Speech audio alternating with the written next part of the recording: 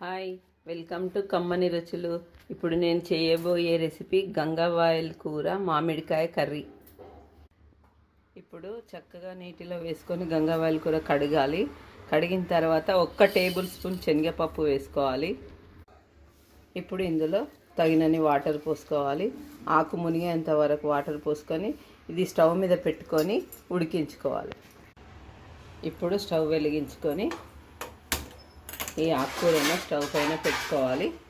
ఇది కొంచెం ఉడికించుకోవాలి. ఇప్పుడు మంచిగా ఉడికిపోయింది. ఇది ఉడికిపోయిన తర్వాత వాటర్ ఎక్కువ ఉంటే తీసేసుకోవాలి. తీసేసుకున్న తర్వాత దీన్ని పప్పు గుత్తితో ఇలా స్మాష్ చేసుకోవాలి. వెలిగించుకొని స్టవ్ మీద పెట్టుకొని ఇందులో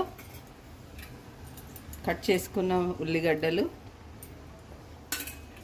మీకు పులుపుకు తగినంత మామిడికాయ ముక్కలు, పచ్చిమిర్చి, కారంకు తగినట్టు పచ్చిమిర్చి వేసుకోవాలి. కొంచెం పసుపు కూడా వేసుకోవాలి. తగినంత సాల్ట్ వేసుకోవాలి. కొంచెం ఆయిల్ కూడా వేసుకోవాలి. వేసుకున్న తర్వాత మిర్చి ఉడికినంతసేపు ఉడికించుకోవాలి. చక్కగా కలుపుకొని మూత పెట్టుకొని ఉడికించుకోవాలి. మిర్చి మెత్తగా ఉడకాలి. ఇది చక్కగా ఉడికిపోయింది. ఇప్పుడు ఇందులో కొంచెం ఆయిల్ వేసుకొని వేరే బౌల్లో ఆయిల్ వేసుకొని శనగపిండి ఫ్రై చేసుకొని వేసుకోవాలి. ఇప్పుడు ఒక గిన్నె పెట్టుకొని ఇందులో కొంచెం ఆయిల్ వేసుకొని 1 టీ స్పూన్ శనగపిండి వేసుకొని ఇది చక్కగా ఫ్రై చేసుకోవాలి. ఇప్పుడు ఇలా బబుల్స్ వచ్చేంత వరకు ఫ్రై చేసుకోవాలి. దీన్ని ఇప్పుడు గంగవాయల కూర వండుకున్నాం కదా, అందులో వేసుకోవాలి.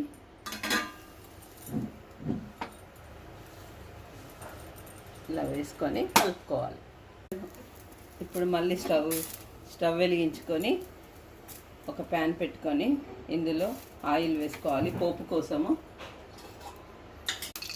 ఇప్పుడు ఆయిల్ వేసుకొని ఇది పోపు పెట్టుకుందాము.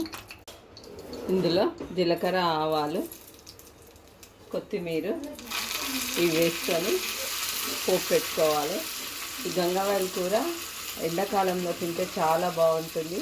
అది చలవండి, దొరకడం కూడా ఎండాకాలంలోనే దొరుకుతుంది.